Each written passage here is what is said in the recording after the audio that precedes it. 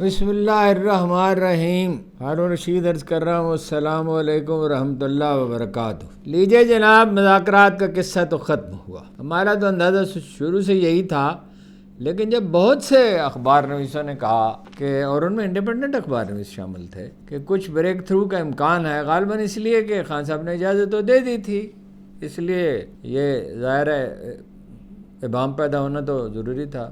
علی امین گنڈا پور کو کہ بات کریں۔ اصل میں بات یہ ہے کہ پی ٹی آئی کی لیڈرشپ، خاص طور پہ پختونخوا کی لیڈرشپ، جس پہ یہ ذمہ داری ہے، اور جہاں سے لوگ آئیں گے، ظاہر ہے اصل قوت تو وہی ہے۔ پنجاب میں لوگ ایجیٹیشن میں تو اس بڑے پیمانے پہ شریک نہیں ہوتے، اور مزاج نہیں ہے ان کا۔ صدیوں میں کسی علاقے کا کوئی مزاج بنتا ہے، سندھ کا بھی نہیں ہے اور بلوچستان کا بھی نہیں ہے۔ بلوچستان کے لوگ پہاڑوں پہ چلے جائیں گے، لیکن جلسہ جلوس میں اتنی دلچسپی نہیں رکھتے۔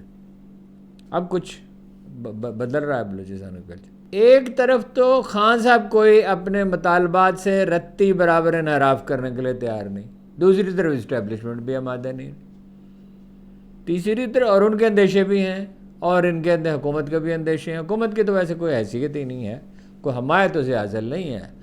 آج اسٹیبلشمنٹ پیچھے ہٹ جائے تو اس کے پرخچے اڑ جائیں اس حکومت کے، اگر عمران خان آزاد ہوں۔ لیکن بہرحال طاقت تو انہی کے پاس ہے۔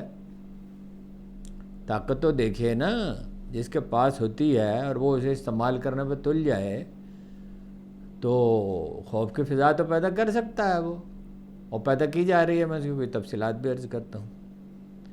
لیکن مذاکرات کا قصہ تو پاک ہوا۔ سب سے زیادہ صاف کلیئر بات کی ہے قاسم سوری نے۔ ایک ٹویٹ ہی کا انہوں نے کیا ہے، یہ محض پروپیگنڈا ہے کہ ہواؤں کا رخ بدل گیا ہے۔ انہوں نے کہا جو اس طرح کی جو لوگ باتیں کر رہے ہیں، اور بڑی خبر آنے والی ہے، اور دوست ممالک کے ذریعے پی ٹی آئی سے رابطے ہیں، اور یہ ہے اور وہ ہے، اور 3 بجے رات کو اڈیالہ جیل کا دروازہ کھلا۔ انہوں نے کہا یہ سب کنفیوژن پیدا کرنے کے لیے، اور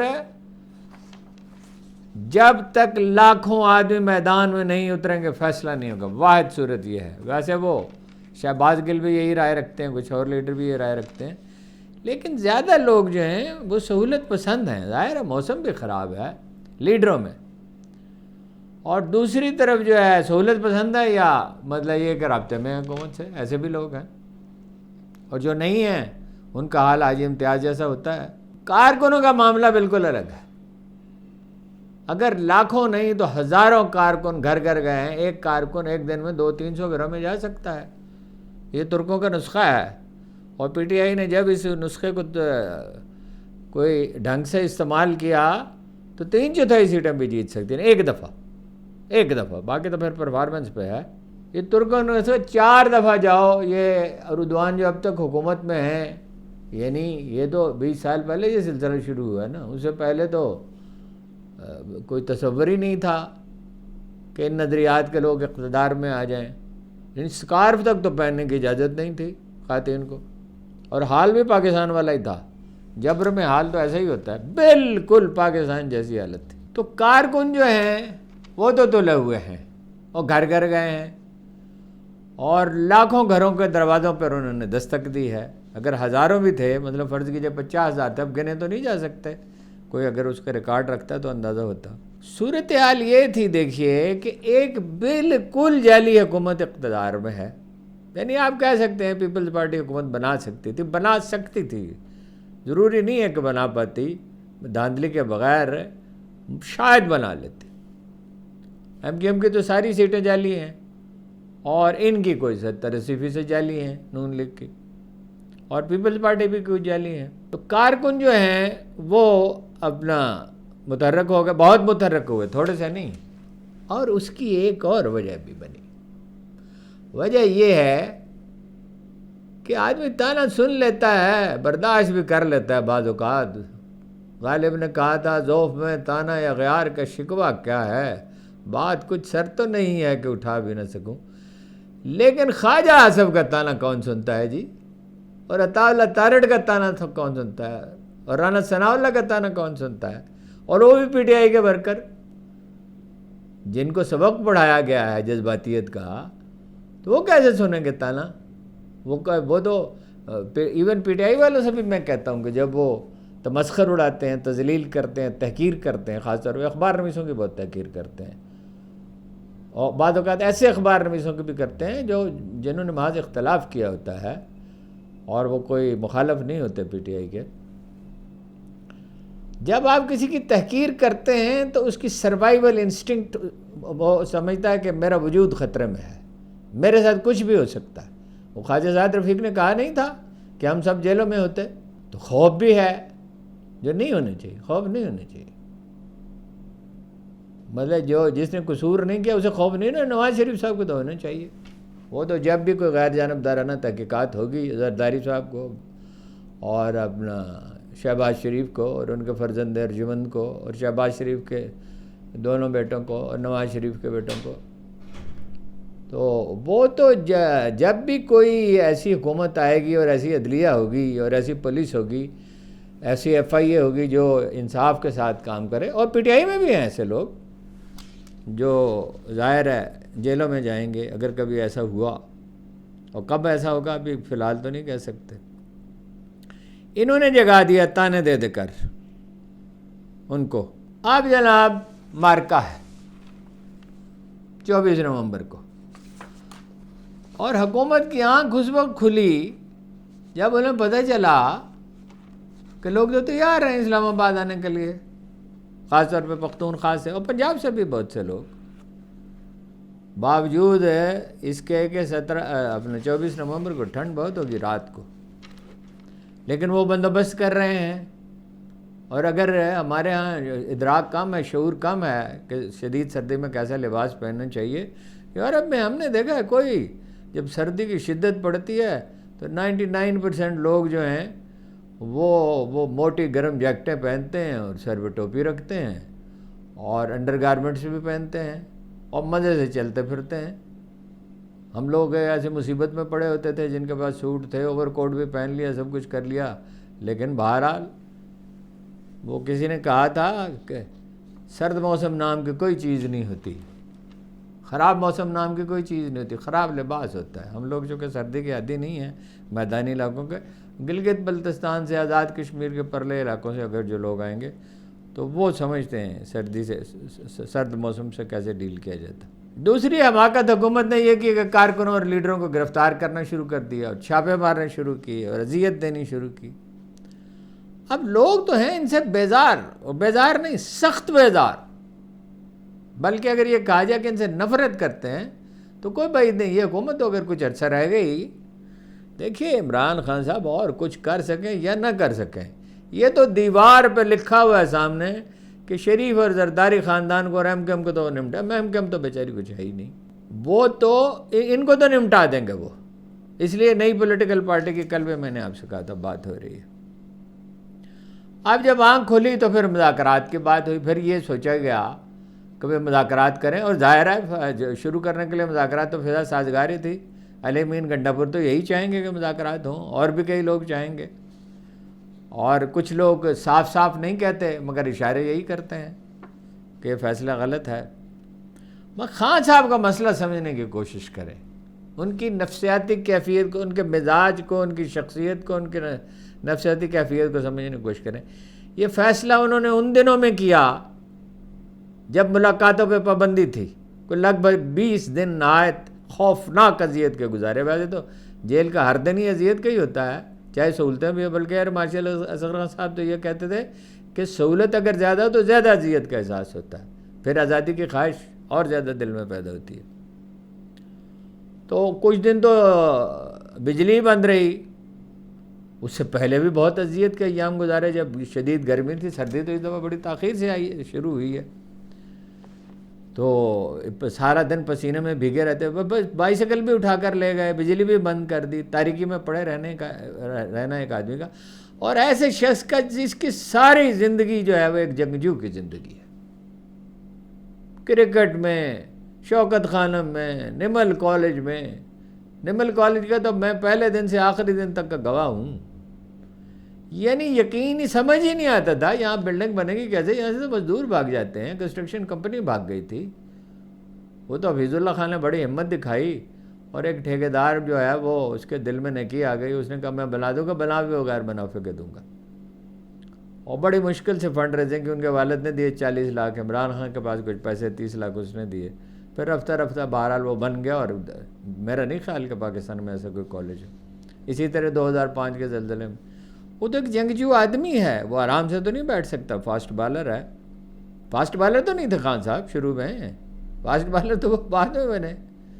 اور جب بالنگ میں انہوں نے خود مجھے ایک دفعہ کہا کہ ایک وقت ایسا ہے مجھے پتہ چلا میں بالنگ نہیں کر سکتا، 20 کی ایوریج تھی، اور 20 کی کیا ایوریج تھی، سوری بیٹنگ میں 20 کی ایوریج تھی، لیکن انہوں نے کہا کہ جب مجھ سے کہا گیا، ضیاء الحق نے کہا کہ بھائی قوم تو یہی چاہتی ہے، اور قوم یہی چاہتی تھی کہ وہ رہیں، لوگوں کو ان سے توقعات تھے، تو انہوں نے کہا میں نے سوچا بالنگ تو اب کرنے سے میں رہا، کوئی زیادہ اس میں کامیابی مجھے نہیں ہو سکتی، میں نے اپنی بیٹنگ کے لیے، آپ اندازہ کریں اتنی محنت کی اس عمر میں، جب جوانی جو ہے وہ عنفوان شباب تو نہیں تھا، کہ بعد کے برسوں میں ان کا ایوریج جو ہے ریٹائرمنٹ سے واپسی کے بعد ایوریج 50 تھا ان کا۔ تو ایسا آدمی جس کی یہ افتاد تباہ ہے، اس سے یہ پہلے کہا گیا ملک چھوڑ دو، پھر کہا گیا کہ اپنے گھر چلے جاؤ، یہ چند ہفتے پہلے اپنے گھر جا کے بیٹھ جاؤ، گھر جا کے ہاتھ پہ ہاتھ رکھ کے کیسے بیٹھ جائے ایسا آدمی؟ شیرشاہ سوری سے زہیر الدین بابر یہی چاہتا تھا نا کہ بس ایسے اور بہت سے جنرل ہیں، یہ بھی ایک جنرل ہے، مگر وہ یہ بھی ایک آدمی تو نہیں تھا۔ وہ ہاتھ دھونے کے بہانے سے دسترخوان پر سے اٹھا زہیر الدین بابر کے، جب اس نے اس کی آنکھوں میں تاک لیا کہ یہ ناخوش ہے مجھ پر، اور آخری بار بابر نے اس کے گھوڑوں کے ٹاپوں کی آواز سنی، اور پھر باقی تاریخ ہے آپ جانتے ہیں۔ علی امین اور عمران خان کے درمیان کیا بات ہوئی کچھ معلوم نہیں ہے، لوگ بڑے بڑے دعوے کرتے یہ بات ہوئی، یہ بات ہے، بھائی ان کو بتایا ہوگا، ہمیں تو نہیں بتایا، اور میں نہیں سمجھتا کہ کسی کو بتائیں گے اپنے کسی رازدار کے سوا۔ لیکن بہرحال میں عمران خان کے جو مزاج کو جتنا سمجھتا ہوں 28 سال کے مراسم میں، جس میں پہلے 16 سال ہیں لگ بھگ 15 سال، جس میں شاید سب سے زیادہ میں نے ان سے ملاقاتیں کی، اور طویل ملاقاتیں کی، اور سینکڑوں ملاقاتیں کی، اور درجنوں سفر کیے ان کے ساتھ، تو وہ تو آرام سے چین سے نہیں بیٹھ سکتے، سوال ہی پیدا نہیں ہوتا۔ چنانچہ انہوں نے کہا کہ یہ میرا فیصلہ ہے، اور آپ دیکھیے کسی سے مشورہ نہیں کیا۔ ویسے تو خیر مشورہ کرنا ممکن بھی نہیں تھا، وہ تو تنہائی میں پڑے ہوئے تھے، لیکن بہرحال ہی میڈ اے ڈیسیژن کہ بھئی یہ مجھے اس طرح توڑنا چاہتے ہیں تو مجھے جوابی دباؤ کا پیدا کرنے، اتنی سیاست تو اب وہ سیکھ گئے ہیں۔ بشرا بی بی کو بھیجا پشاور میں، اور میسیج دینے کے لیے بھیجا، اور انہوں نے ایسا میسیج دیا ایسے کڑے لہجے میں کہ لوگ دنگ ہی رہ گئے۔ انہوں نے بجایا اس کے کہ وہ 2 4 6 10 20 جملوں میں میسیج تھی، انہوں نے کہا کسی کو ٹکٹ نہیں ملے گا جو آدمی غیر حاضر رہے گا، جو بہانہ بنائے گا، جو خود گرفتاری پیش کر دے گا۔ اب چودراہٹ تو لوگ چھوڑ نہیں سکتے، انسان کی سب سے بڑی کمزوری تو یہی ہے سروائیول کے بعد، اپنی جان بچانے سب سے بڑی کمزوری انسان کی ہے اپنی جان کی حفاظت، اور اس کے بعد ہے ڈومینیشن کی خواہش۔ آپ دیکھتے نہیں کیسی کیسی حرکتیں لوگ اس کے لیے کرتے ہیں، کس طرح اپنا روپیہ لٹاتے ہیں۔ دیکھیے میں ایک جملہ آپ کو سناتا ہوں اس کا، فیصل وابڈا کا، میں ہکا بکا رہ گیا، مجھے یقین ہی نہیں آیا، اگر مجھے کسی ایسے شخص نے نہ لکھ کے بھیجا ہوتا جس پہ میں اعتبار کرتا ہوں تو میں سمجھتا کہ یہ تو بالکل غلط بیانی ہے۔ وہ ایک ٹی وی ٹاک شو میں انہوں نے کہا کہ پالتو کتے کی بڑی قیمت ہوتی ہے، سنیے ذرا، پالتو کتے کی بڑی قیمت ہوتی ہے لیکن سڑک کے کتے کو ہڈی اور لات پڑتی ہے، مجھے خوشی ہے کہ میں اسٹیبلشمنٹ کا ٹاؤٹ۔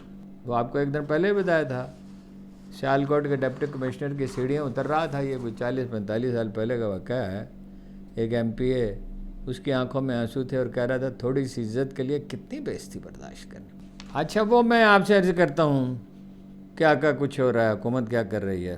دیکھیے اقبال نے کہا تھا ہوائیں ان کی، فضائیں ان کی، سمندر ان کے، جہاز ان کے، گرا بھنور کی کھلے تو کیوں کر بھنور ہے تقدیر کا بہانہ۔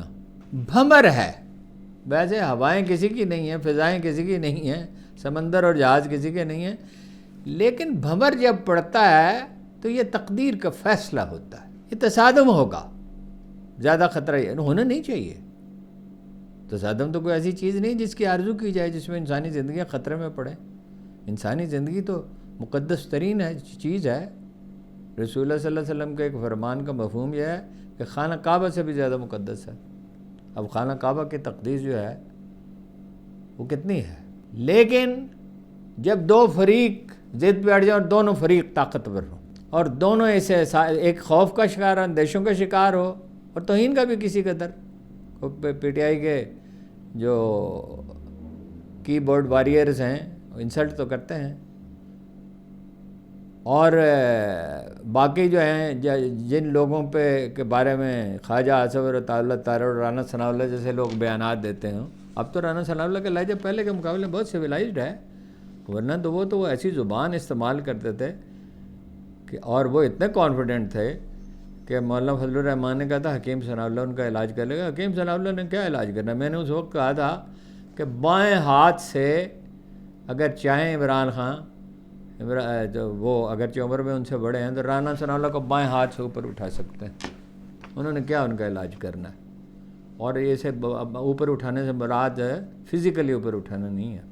عمران خان کے ساتھ جو بدسلوکی کی گئی, ان کے خاندان کے ساتھ کی گئی, ان کی لیڈروں کے ساتھ کی گئی, ان کے کارکنوں کے ساتھ کی گئی, گھروں میں چھاپے مارے گئے, خواتین کی توہین کی گئی, کم سن بچوں کو گرفتار کیا گیا, ایم این ایس کی ایم پی ایس کی تحقیر و تذلیل کی گئی, الیکشن کے نتائج بدلے گئے, کاغذات چھینے گئے, امیدواروں کو دھمکایا گیا, پارٹی توڑنے کی کوشش کی گئی.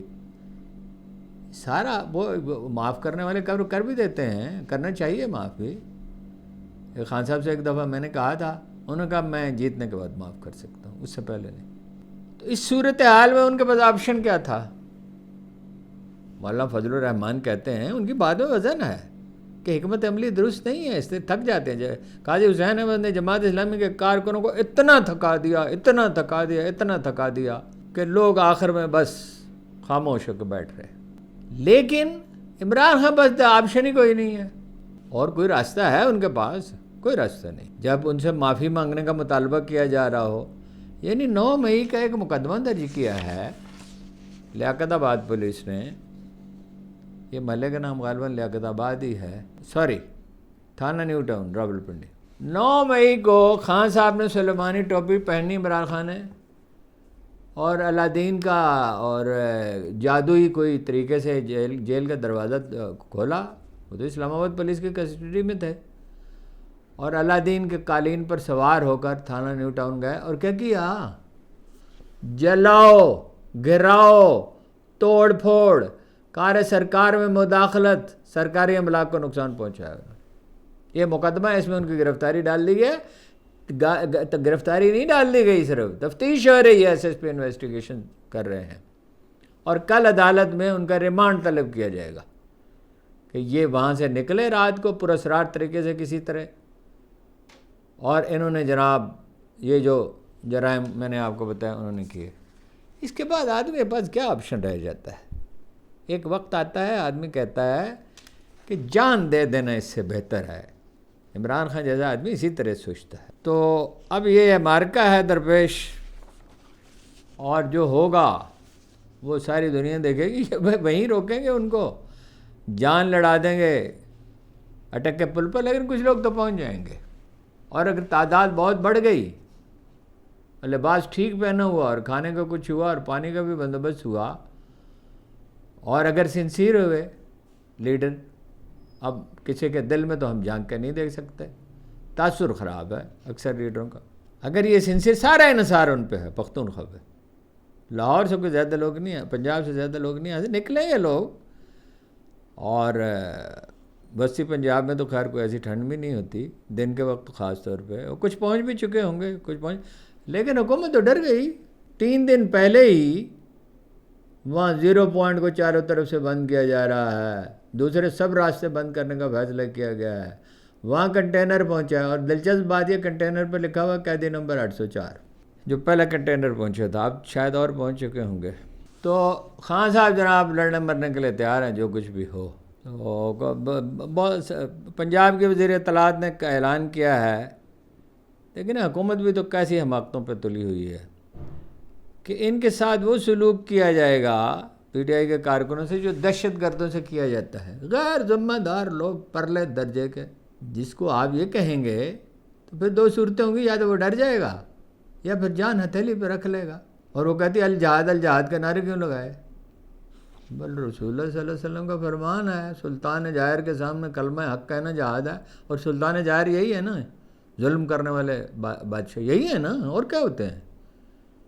کوئی حد ہے ظلم کی؟ ایسا تو کبھی ہوا نہیں تھا، ایسا تو ایوب خان کے زمانے میں تو نہیں ہوا، ایسا بھٹو کے زمانے میں بھی نہیں ہوا، ایسا ضیاء الحق کے زمانے میں کوڑے تک مارے گئے، زیادتیاں ہوئیں، ایسا نہیں ہوا۔ بھٹو کے زمانے میں بھی لوگوں کو شاہی قلعے میں رکھا گیا، حنیف رحمی کو رکھا گیا، انہوں نے اپنے ساتھیوں کو درائی کیمپ میں قید کیا، اور آخری دنوں میں 40-50 ہزار پولیٹیکل ورکر جیل میں تھے، اور پوری پولیٹیکل لیڈرشپ جیل میں تھی، نکال لیا جاتا تھا، مذاکرات کیا جاتا، پھر جیلوں میں ڈال لیا جاتا تھا۔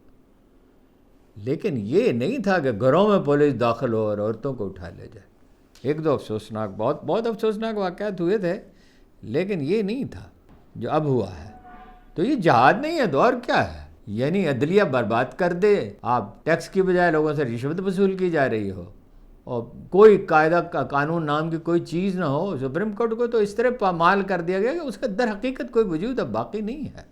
وہ دیکھیں نا ان کے قصے میں، ڈاکٹر عارف علوی کے قصے میں 3 اکتوبر سے ان کا کلینک بند ہے، 3 اکتوبر سے بند ہے، اور شکایت کیا ہے؟ جج صاحب نے پوچھا وکیل سے، ان کے سرکاری وکیلوں سے، کہ بھائی کوئی وجہ تو بتاؤ نا، کیا پرابلم کیا ہے؟ ایک آدمی یہ کلینک ہمیشہ سے چلا رہا ہے، ان کے والد بھی ڈینٹسٹ تھے، ان کے دادا بھی ڈینٹسٹ تھے، کبھی کوئی پرابلم نہیں ہوا، کوئی وجہ تو بتاؤ، کوئی نوٹس دیا ہے، کوئی شکایت ہے؟ انہوں نے کہا جی ہاں، ایک خالد بن ولید روڈ کے ایک آدمی نے، جب پہلے تو انہوں نے بات ٹالنے کی کوشش کی، خالد بن ولید روڈ کا ایک آدمی ہے اور اس نے شکایت، خالد بن ولید روڈ جو ہے وہ ڈاکٹر صاحب کے کلینک سے 8 کلومیٹر کے فاصلے پر، کہا کوئی نوٹس دیا ہے؟ نہیں، وہ ڈائری کا نمبر ہے۔ ڈائری کا نمبر کیا ہوتا ہے؟ اور اس کو کیا تکلیف ہے جو آدمی 8 کلومیٹر دور رہتا ہے؟